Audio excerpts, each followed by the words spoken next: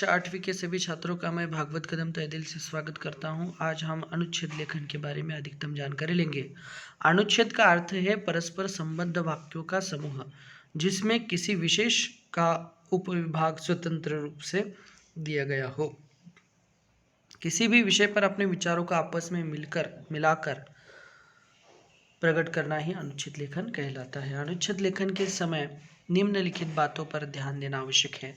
तो पहला है, अनुच्छेद लिखते समय किसी भूमिका या उपसंहार की आवश्यकता नहीं होती।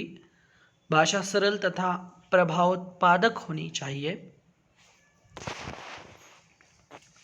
तर्क वितर्क या पक्ष विपक्ष पर विचार नहीं करना चाहिए। सीमित शब्दों में प्रभावशाली ढंग से अपने विचार प्रस्तुत करने चाहिए।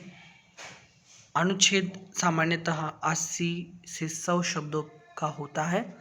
यदि संकेत बिंदु दिए गए हो तो पहले उन बिंदुओं पर विचार करना चाहिए, फिर उनके आधार पर अनुच्छेद के विषय को विस्तार देना चाहिए। विचारों को क्रम से लिखना चाहिए। तो प्रस्तुत अनुच्छेद है बदलता समय बदलते खेल। इसके संकेत बिंदु है जीवन चलने का नाम, बचपन के खेल, आयु के साथ खेलों में परिवर्तन, सही रुचियों से उज्जवल भविष्य संभव। तो प्रस्तुत अनुच्छेद हम देखेंगे। अनुच्छेद लेखन में यहाँ पर बताया गया है बच्चों कि तर्क वितर्क पक्ष विपक्ष का विचार करना नहीं है।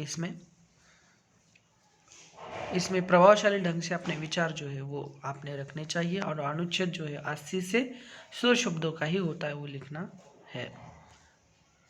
और बिल्कुल उसमें सरलता होनी चाहिए। विचारों का क्रम उसमें होना चाहिए, एक के बाद दूसरा विचार जो है वो क्रम से होना चाहिए। तो हम देखेंगे बदलता समय बदलते खेल।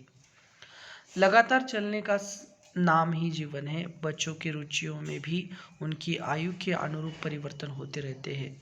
समय के साथ साथ नए नए खेल खिलौने भी अपनी अपनी जगह बदलते रहते हैं। बचपन के गुड्डे गुड्डिया, कार, हवाई जहाज, बच्चे के थोड़े बड़े होते ही सांप सीढ़ी, लूडो, व्यापार, छुपम छुपाई, पिट्ठू, रस्सी कूद आदि में बदल जाते हैं। कुछ और बड़े होते ही कंप्यूटर में गेम खेलना, बाइक या कार चलाना, दोस्तों की मंडली बनाना आदि आरंभ हो जाता है। कुछ बच्चों को क्रिकेट, बैडमिंटन, फुटबॉल, शतरंज, तीरंदाजी, निशानेबाजी आदि का चाव रहता है। खेल को ही वे अपना करियर मानते हैं। कुछ बच्चे किसी एक विषय में विशेषज्ञता प्राप्त कर जिंदगी की रफ्तार में शामिल होते हैं। इस प्रकार सही दिशा में बदलती रुचियाँ बच्चों का भविष्य उज्जवल बना देती है, जबकि बच्चे यदि गलत रुचियाँ अपना ले तो उनका जीवन अंधकार के गर्त में चला जाता है।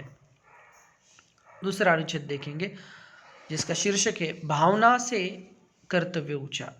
तो इसके संकेत बिंदु है मानव मन विचारशील, कर्तव्य और भावना का महत्व, दोनों का संबंध, कर्तव्यों को प्राथमिकता दे। तो ये संकेत बिंदु है। आपने जो विचार है वो विचार अपने शब्दों में आपने लिखने हैं। भावना से कर्तव्य ऊंचा है, तो अपने विचार रखते समय अपने शब्दों में आप लिख सकते हैं बच्चों। तो ये एक उदाहरण है।